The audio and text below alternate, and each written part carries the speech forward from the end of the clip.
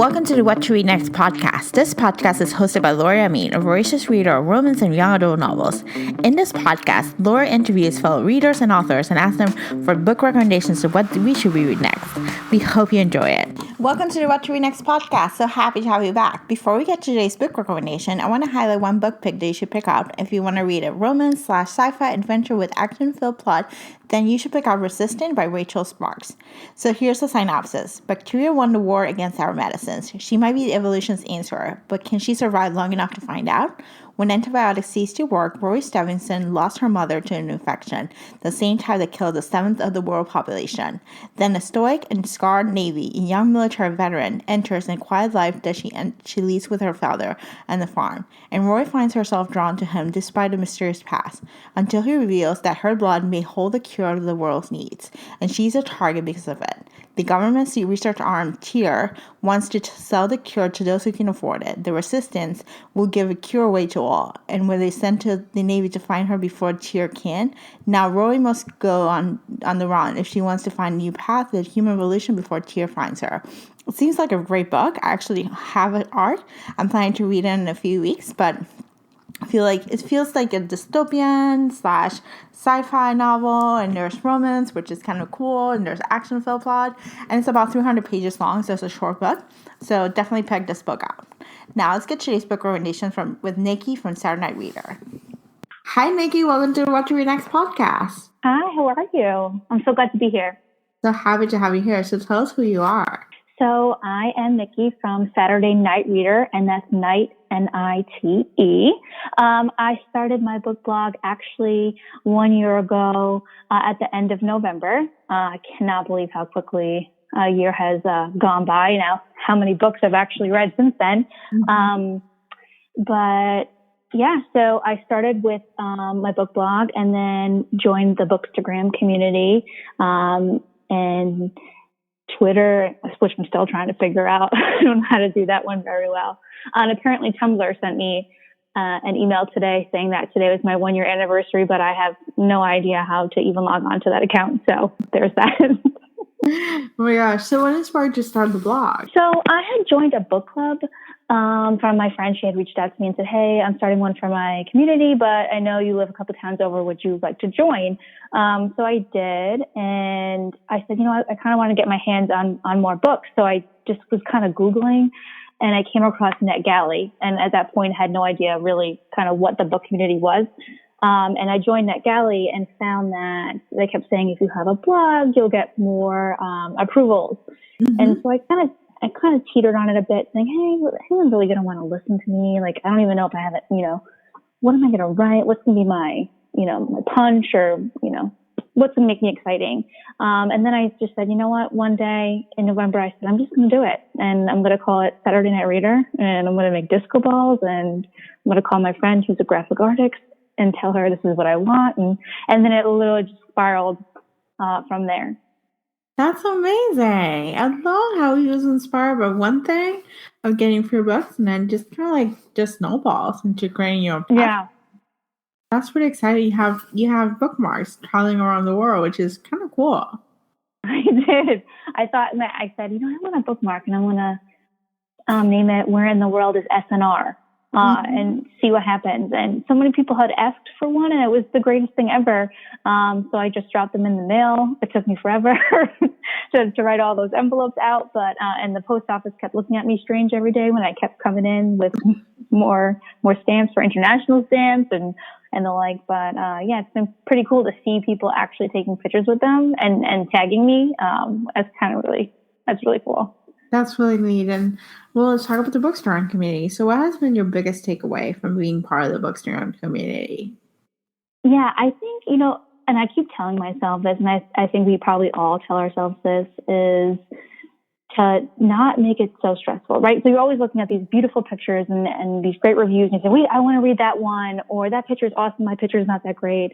And then, kind of looking at that, oh, I had one follower today, but I lost 2. Who could that be? And I think it's just kind of taking a step back and saying, wait a minute, I am who I am. And this is supposed to be fun. It's supposed to be, where I'm learning a lot from other people. And so when it doesn't do that, kind of step back, refocus, and just don't be so hard on yourself. Because the people that you do engage with make it worth it. So yeah, you can lose a follower here and there, but were you engaging with that person? And I think really, what I really like about kind of going on to Bookstagram is, having someone just, go into my DMs and say, hey, how'd that book go? I finished it last week. Let's talk about it. And I think, hey, you remembered I was even reading that book? And so I think, that's kind of what I gravitate to. Is more of the kind of the engagement piece. Yeah. Yeah, I love the engagement. I love, not just having a book recommendation, just saying, hey, I read this book, but just having those conversations that happen. It's like, I like this book, or I didn't like this book, or, knowing the mixed reviews, or knowing someone has an unpopular opinion. It's kind of cool to get to witness that and get to part of a community that embraces that. Yeah. I don't know if you're in any book clubs, but don't you find that the book club meetings, I mean, granted, there's a joke like, oh, do you talk about books at book club, or are you just drinking wine and chatting with your friends? And there's a little bit of both, right? So when you're with a group of people who are your friends, it kind of naturally gravitates towards that. But I do find that the books that have, either one way or the other, you extremely liked it or you extremely hated it, have been the most interesting book clubs. Where you're really talking about the book the whole time because someone's trying to make their case on why you should not like it or like it. So I do appreciate those books too because they do make for some fun nights. Yes, they do. Some books I'm like, I just went to a book club last month and it was a book that I hated, but it turns out we all hated the book and I was like, okay, like this, I wish it was like we had people we were going against and be like, I love this book and be like, tell me all about it. But it makes it interesting. It definitely is, it's part of the process of like, finding a book and you like and then raving about it and then finding a book you don't like and raving about it too because it's kind of like a neat conversation. Yeah, and there's also that pressure too when someone says, like another one of your questions is, what book would you recommend? And it's almost like sacred when it's like, I want to tell you, I want everyone to read this book, but I don't want to hear that you didn't like it because now there's all that pressure that you're not going to want to listen to me again. And that's not necessarily the case, right? I think, even for myself, I'm a mood reader. So, I know that after a really heavy read, I just finished, when I finished A Little Life, anything that came after that, I felt bad for because I don't think I fully could really invest my emotions into it. That I feel like the last 3 books I read after that, I probably should reread to see if I would think differently. Oh my gosh, yeah. Yeah, having reading a book and then just having a hangover, it completely changes, your next read. It's like, what am I going to do? So. And then you just want to talk about it with everybody, but then if they didn't read it, they just don't understand what you're saying. I know. Yeah, I look for palate cleansers. Like, have a set of books that I can just go, when I have a book hangover, I need something that just completely cleanses it and then just kind of like shift it. So, yeah. Do you go to a certain genre for that? Yeah, I do. I tend to go to romance for that. Just romantic comedies, kind of like easy that I can read in a sitting or 2 sittings. Kind of like that has nothing to do that I'm not invested in it, and I'm not going to be thinking about the characters afterwards. It's just kind of like a palate cleanser, and then I can pick a heavier book again. Yeah, I always joke around to my friends going, wow, I need a cowboy romance now. Yep. And I'll go to Macy Yates and be like, which one out of the 100 books that she's written that I have not read yet? Oh my gosh, yes. I love it. So let's talk about your reading life. When do you read? So I work in New York City. I commute from New Jersey. So I started doing audiobooks in the car where I have a 20-minute drive. And then when I get to the path, I actually have a physical book. And more often than not, if I can't, I don't get the audio from Audible or the library, it could be 2 different books, which was new to me this year, but I've actually felt like I can juggle more than one book at a certain time because sometimes you can pick it up and you want a different feeling. Yeah. But then, then I have about another 20-minute, subway ride. And so then at lunch, I try to steal away some reading time if I can, if I'm really into a book. And then the same kind of thing home, reading on the train and then, listening to the audiobook on the way home. And then most nights I try to do about 1 or 2 hours before bed, but sometimes life gets a hold of you, laundry and chores and all of those things. I think that's been the hardest struggle too in this, is that I kind of like to keep that pace, but like you said, like I said, life gets in the way a bit. But then also too, you want to, if you're constantly reading because you need to keep up with like what everyone's saying on Bookstagram or what everyone's, the next book or, for the book club and makes deadlines, it becomes a little bit stressful when reading is supposed to be fun. So I'm still trying to juggle that. If anyone has an answer to that, please let me know. I'm all ears. I'm still struggling with that, but. Yeah, I'm looking for the same answer. The struggle is real. Reading for deadlines, reading, having the next big read, having a TBR that's out of control, and how to make it happen like crazy. Right. So what do you love most about reading? You can escape into another narrative, right? So, I think my sister had said to me, a while back that, I use reading as an avoidance to my own life. And yes, that's true, but at least I'm aware of it. And if I'm aware of it, that's the first thing, right? But that's the other thing too, when you're stressed or you're sad, I feel like you can go into a book and, be with it, read on another character, kind of escape a little bit. Then also kind of even when you're in fun moods too, kind of that imagination of like, what would you do if you were that character and kind of seeing something play out? It's kind of like, why do people like to watch TV or movies? But like at this point, you're just actually reading it and creating what you think the people look like in your head. So I do, it's kind of what I like most about it. Also, too, when you're commuting, it's great to look down at a book and not at everyone around you. It's like, leave me alone, I'm reading. Yeah. It's great. It's one of those great things. Like, I have a book, please leave me alone. Yes.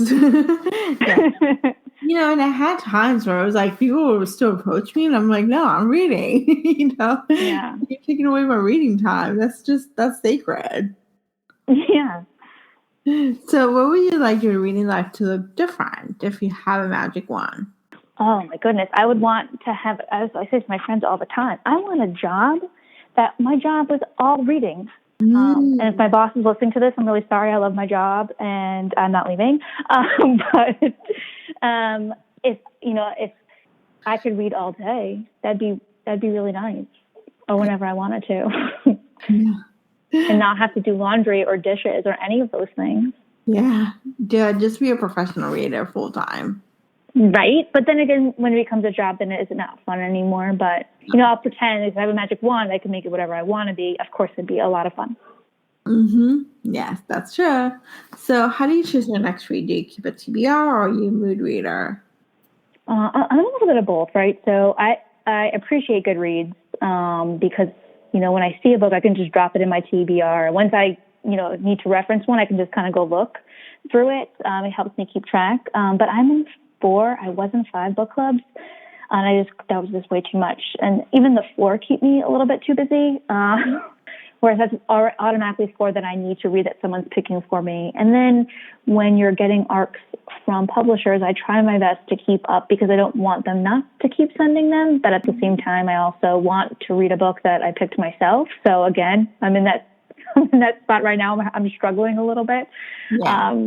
In that department, like I just finished one of my book club reads tonight, and I'm picking up another one today so I can finish it within the next couple of days so I can finally get to what I want to read for this month and get all my deadlines out of the way. But so yeah, I keep the TBR, but a lot of it is kind of already dictated for me a little bit. Yeah. Yeah, that's kind of intense. 4 book clubs? I know. I don't know how to say no, obviously. Yeah. And I love, sorry? No, go ahead. No, I love when book club is a book I already read. I feel like I get a free pass. Yeah, I'm getting a free pass for one book club this month because it's a book that I already read. And the other book club, I tried to read the book and I did not finish. So I'm not sure if I'm going to go to book club meeting. I give it a try, but it was just like not the right fit for me. So yeah. I try. I feel like when it's a book club book, I have to finish it, but then I've finished so many bad ones. For me, not somebody else, but to me, the story didn't resonate with me. And it was like I could have spent that time reading things that are enjoyable. But at the same time, I am open to kind of other stories. But yeah, that's kind of my rule. I don't like to go to book club without finishing it because I want to kind of engage in the conversation. But that's not to say that would never happen in the future. Yeah. I don't know. This one is just like I tried. I literally was like, "You're gonna try," and because I have to read for review, I have quite a few books for those. So I'm like, it's the time commitment. I'm like, am I gonna push it through this while I can still read something for review? It's like I kind of had to make it an executive decision. I was like, I'm just gonna go start reading for review, just because that has deadlines. So we'll see. Can you share which one it is? I know sometimes you don't want to do that. So the book Everyone's Trash by Phoebe Robinson, or Everybody's Trash. It's something about trash. She's a podcast host for Two Dope Queens. It's a comedy memoir, and I was hoping to be funny, and I read about 60 pages of it, and it was not funny. No. I was like, this is not funny, and there's a lot of run-on sentences, and I was like, I don't think this is the right book for me. Yeah. And I love celebrity memoirs. Like I read This Will Only Hurt a Little by Bissett Phillips. I read My Squirrel Days by Ellie Kemper, and My Last Black Unicorn by Tiffany Haddish. So I've read quite a few within the genre. But this one was just like, it was just not good. And I was like, and so much she's been a New York Times bestseller. So that's how I felt about Yes Please. I wanted to I think I went into it with that Amy Poehler. I went into it being like, I need something funny. I need humor. I need comedy. And I was getting more of like her married life, her divorced life, her mom life, and I was like, whoa. That's what I was trying to. I was like, okay, next. Great for other people, but just at the time, again, in my mood, it was just not resonating with me. But yeah, I was like, I'm looking for like funny, and it was like trying to be funny, and I was like, it's just the jokes are not hitting the right spot. It's just like you're trying to be funny, but it's just like going all over the place. So, and the chapters were super long. And I was like, why is the chapter like taking 30 pages? I'm like, this chapter should be cut. So, needless to say, I made it to 60 pages, and I was like, yep, just gonna skip it and read one of them you need to read. You definitely tried. Yeah. So, do you keep tracks of the book you read, and if so, how? Goodreads. Yep. Kind of the everything all in one place. And then on my blog, I have a tab that's like book reviews A to Z, and every book that I've reviewed. And I don't have every book I've read, so I haven't reviewed everything on my blog. I try to review it on Goodreads. But if it has a bad rating, I sometimes share it, but I kind of feel it's not nice to the authors when I'm not an author, and I can only imagine what it was like to put that much energy into a piece of work. That I kind of limit the snarky reviews, but sometimes they're there. I'm not gonna lie, but I try to limit it. Yeah, I hear ya. Yeah, it's one of those things. It's like when there's a negative review, I'm like, how do I feel about posting it online? But for the most part, I think only books that I truly hated. It's been that I have to put it, or that I hated the ending, and I'm just kind of mad about it. Then I'll write a review. Like, I'm mad about the ending. You lost stars because of it. So, all right, what's your favorite genre? This is so hard because I like so many, but I would say I gravitate towards suspense and thrillers, done really well. But then also like a mood read, I like chick lit. I also like historical fiction or contemporary fiction and young adult. So yeah, I'm a little all over the place. I try to switch it up. I love it. See, switch it up. See what you feel like with your mood strike. Yeah.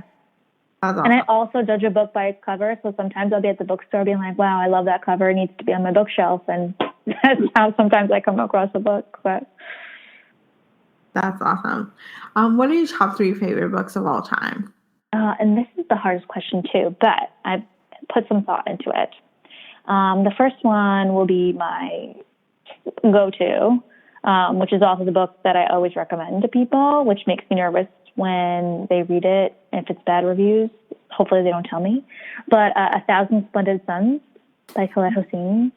Okay. I read it actually a while ago. I would say, oh my gosh, 6-7 years ago. But it was one of those stories that after I read it, I had to buy it for everyone to read it. That, alternating between two women's perspectives on different paths in their lives, but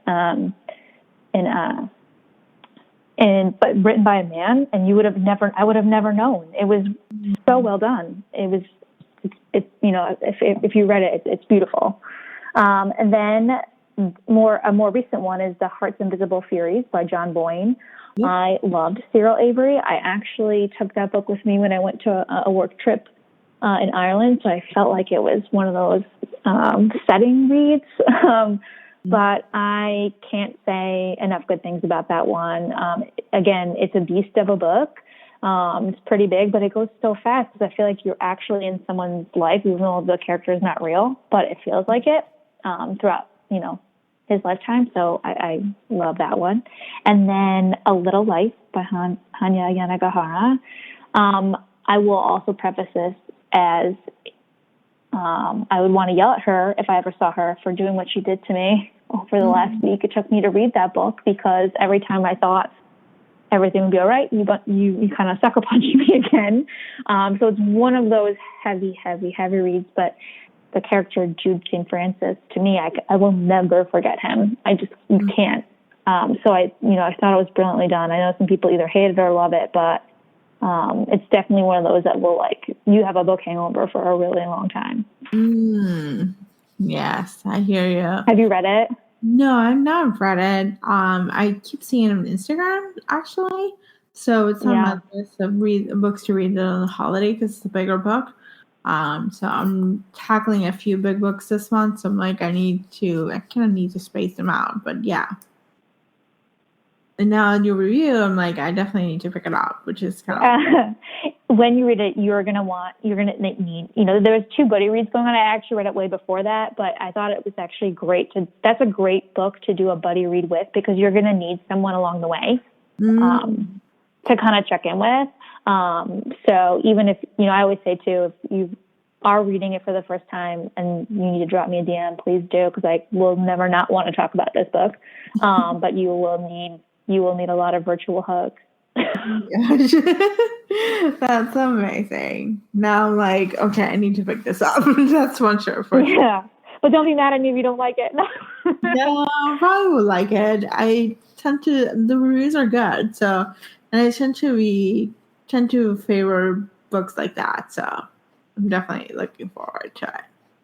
So before you go to authors, which authors are you out by?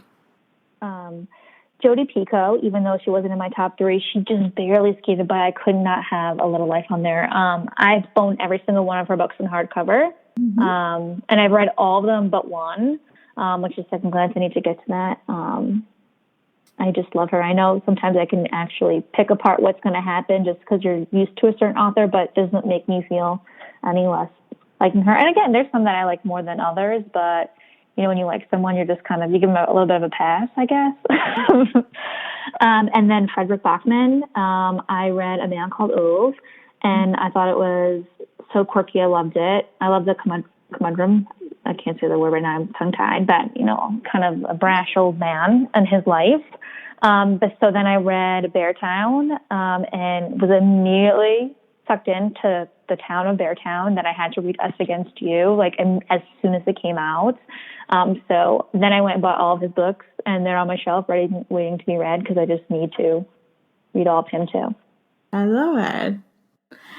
Favorite books that you read in 2018 so far? And this is such another hard one too. How many am I supposed to give you without rambling? But so I just said Beartown because that's definitely one of them. The Kiss Quotient by Helen Huang. I loved that one. I didn't know that I would. I read it in one sitting. I was like, this is the cutest thing ever, but not cute in saccharine way. I can't explain it. You have to read it. And then also I read The 7 Husbands of Evelyn Hugo by Taylor Jenkins Reid in one day. That I was like, that one has to be on there. And then the last 2 is Eleanor Oliphant Is Completely Fine by Gail Honeyman. And then Erotic Stories for Punjabi Widows. I think it's by Bali Kaur Jaswal. I don't know if I said that right, but I had to read that for book club last month, and it was so different and so unique, and I was completely enraptured by all the characters. It was really well done. Yeah. So I read pretty much all the books you mentioned. So except Beartown, which I actually did not finish because it was too slow for me.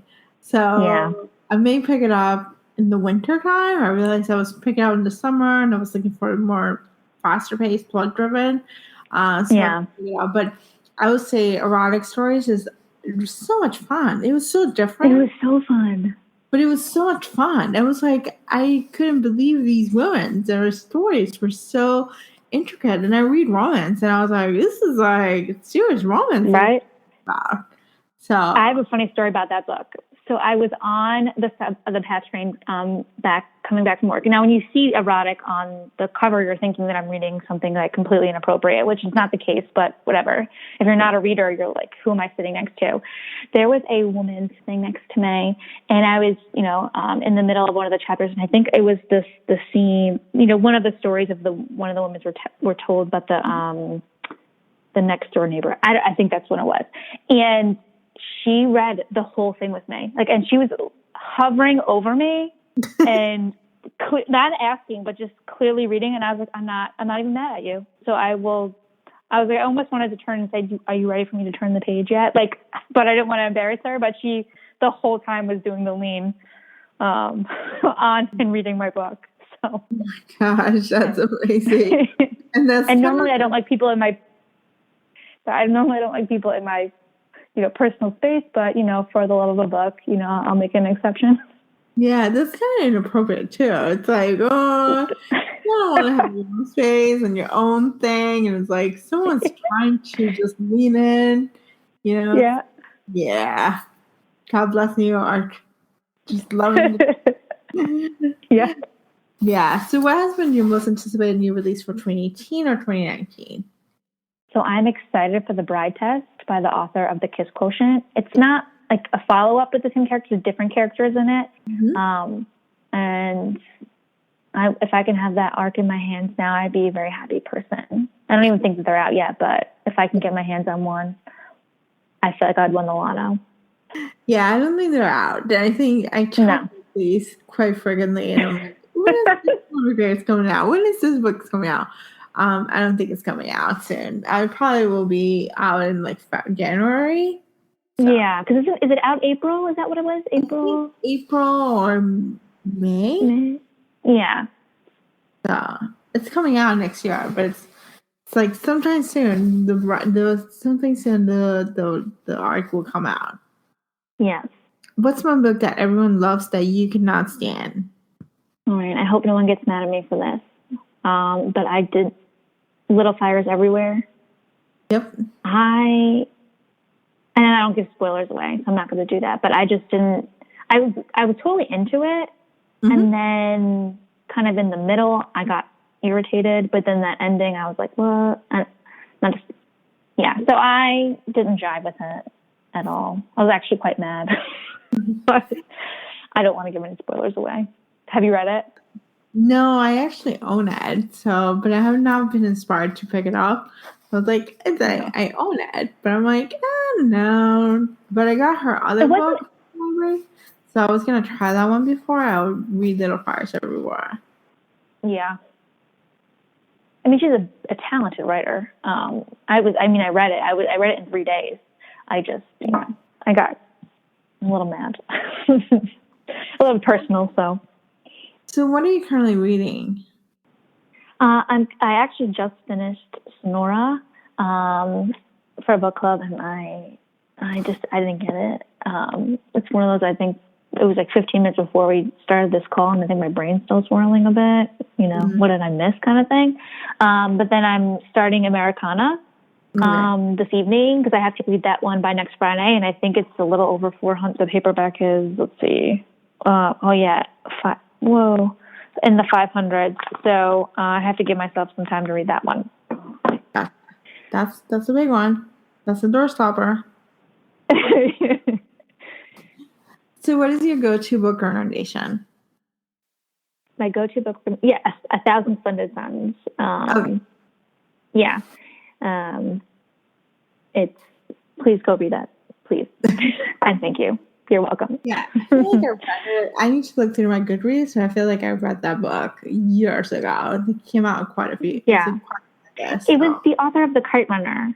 Yep. I think I read the book. I don't remember much, so I have to look through if I rate it on Goodreads. We'll see. Yeah. Awesome. Tell us where we can find you online. So I am online at SaturdayNightReader.com or the SNR.com. That's easier because night is spelled NITE. I tried for the regular Saturday Night, but I think there was a Canadian magazine that's now defunct, but they still own the website. So that's, not my luck, but it's okay. On Goodreads, if you do www.goodreads.com / it's Nikki NIKKI 1211. Find me on Goodreads. Would love to see what everyone's reading. On Instagram, I am Saturday_NITE_reader. And then on Twitter, I am Nikki NIKKI _ the SNR. I try Twitter. I'm not really good at it. So if you have any tips, let me know. Awesome. Thank you so much for being on the show. Thank you. It was so nice to talk to you. And hopefully we can do a buddy read soon. Thank you, Nikki, for great book recommendations. For a detailed list of book mentions in this podcast, please visit whattoreadnextblog.com/73. If you enjoyed this podcast, please consider leaving a review on iTunes. This will help get the podcast get discovered by new audiences. Thank you so much for listening, and I will see you soon.